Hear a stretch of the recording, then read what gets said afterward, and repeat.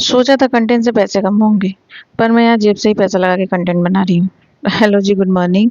मैं हूँ Nirupama, full time आलसी पत्नी और कंटेंट क्रिएटर। तो आलस के साथ साथ कंटेंट क्रिएट भी किया जा सकता है और घर के काम भी किया जा सकते हैं और अपना अपना रोल भी निभाया जा सकता है। ये आप मेरे ब्लॉग में सीख सकते हैं। तो मैं पूरी तरह से आलसी नहीं हूँ, पर मैं थोड़ी सी आलसी हूँ। और वो आलस की वजह से मेरा थोड़ा सा काम भी थोड़ा पीछे चल जाता है, कभी कभी मैं पूरा कर भी लेती हूँ। तो चलिए ब्लॉग शुरू करते हैं। तो मैं आज सुबह उठ गई थी और पतिदेव तो पहले ही उठ जाते हैं, चीकू भी उठ जाती है, तो वो लोग तो अपना काम वाम कर रहे थे। मैंने रात में ही ये जो दाल था उसको पीस करके रख दिया था, बाहर निकाल दिया फ्रिज से ठंडा होने के लिए, आटा निकाल दिया था स्वामी को लगाने के लिए। मैं अभी भी बता दूं, कमर की वजह से जो नस दबती है ना, उस वजह से मेरा हाथ और पैर थोड़ा कम ही काम करता है, पर मैं जितना मुझसे हो सके मैं करती हूँ।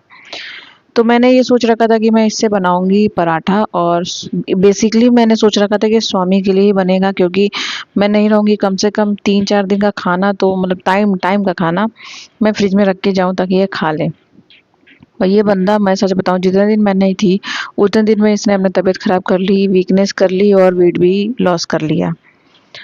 तो फिर मैं तैयार हो गई थी, पराठा वराठा बन गया था, चाय हमने पी लिया, और चीकू मेरा सामान देकर के इतना ज़्यादा इनसिक्योर थी और इतना ज़्यादा डरी हुई थी। पहले तो मैं गई थी सुबह में, तो वो इतना चिल्ला रही थी क्योंकि हम मुझे छोड़ने ही गए और पूरा घर सर पे उठा लिया था, क्योंकि सुबह उसको लग रहा था ये दोनों छोड़ के मुझे चले गए। पर चलो, आज दोपहर में जाते तो उसको आदत है कि दोपहर में ये सब जाते हैं तो ज़्यादा देर नहीं, जल्दी आ जाएंगे। तो फिलहाल हमने कैब का वेट किया, और ये पहले मैं निकल गई थी, फिर वो निकले ताकि जी को कुछ गड़बड़ ना लगे। और फिर मैं यहाँ पहुँच गई थी, और इतना सा ही सामान था हमारे पास, लेकिन फिर भी बहुत ज़्यादा था।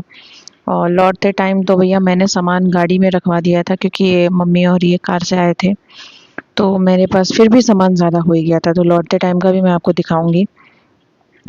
और बस मैं यहाँ पे थोड़ा-सा खुश थी और थोड़ा-सा नर्वस थी, थोड़ा-सा अच्छा नहीं लग रहा था, थोड़ा-सा बुरा लग रहा था। बहुत सी मिक्स फीलिंग चल रही थी, और स्वामी का तो मुँह उतरा ही हुआ था, और उसका रिज़ल्ट मैं अभी आपको दिखाऊँगी। आप लोग पता नहीं वो वीडियो में देख पाओगे कि नहीं, उनके चेहरे में जो तकलीफ़ थी, लेकिन मुझे दिख गया। और यहाँ पे मैं इनसे पूछ रही थी कि आप तो बहुत खुश होंगे, बहुत अच्छे से होंगे, मज़े से होंगे, पर उनके चेहरे में और आँख में वो तकलीफ़ दिख रही थी, और आपको नेक्स्ट ये दिखेगा भी, देखिएगा। बोलो, खुश हो ना तुम? जोर से बोलो।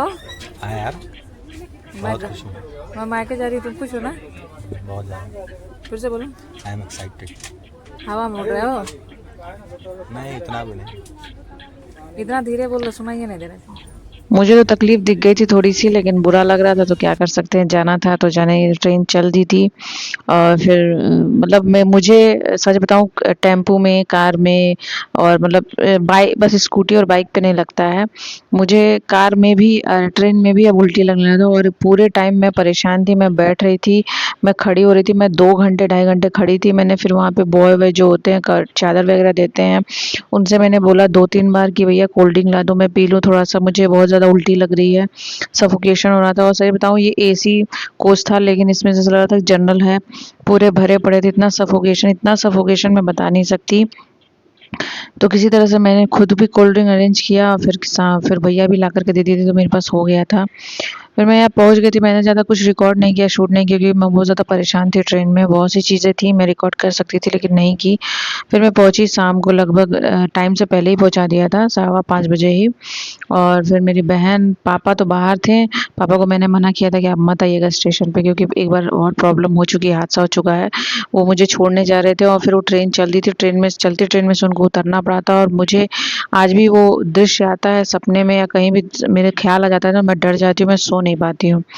तो मैंने पापा को मना किया था, तो ये दोनों अंदर आए थे, और उतनी भारी ट्रॉली मेरी बहन, मतलब दीदी, सीढ़ी पे चढ़ा करके ले गई थी, क्योंकि एक तरफ लिफ्ट था, बहुत ज़्यादा भारी लंबी लाइन थी, इस वजह से हम लोग सीढ़ी पे गए। तो फिलहाल हम लोग बैठते खाते चले आए थे घर पे, और पेंट वगैरह तो हुआ है, काफ़ी कुछ चेंजेस हुई हैं। तो पापा और मम्मी ने मिलके किया जो किया। अब दीदी आ गई और मैं आ गई हूँ, थोड़ा बहुत जो करना है सही वो दीदी करेगी, और मैं खड़े होकर के देखूंगी, या छोटा मोटा जो हेल्प हो पाएगा वो करूंगी। तो इसके बाद मैंने थोड़ा सा आराम किया, चाय वाय पिया। फिर मैंने शुभ से कहा चलो शुभ चलते हैं बाहर, क्योंकि मुझे पता था, मुझे बिल्कुल आइडिया था कि इसके वजह से ही प्रोग्राम वोग्राम शुरू होगा, रस्म वगैरह शुरू होंगे, तो मैं बाहर जाने को मिलने का नहीं।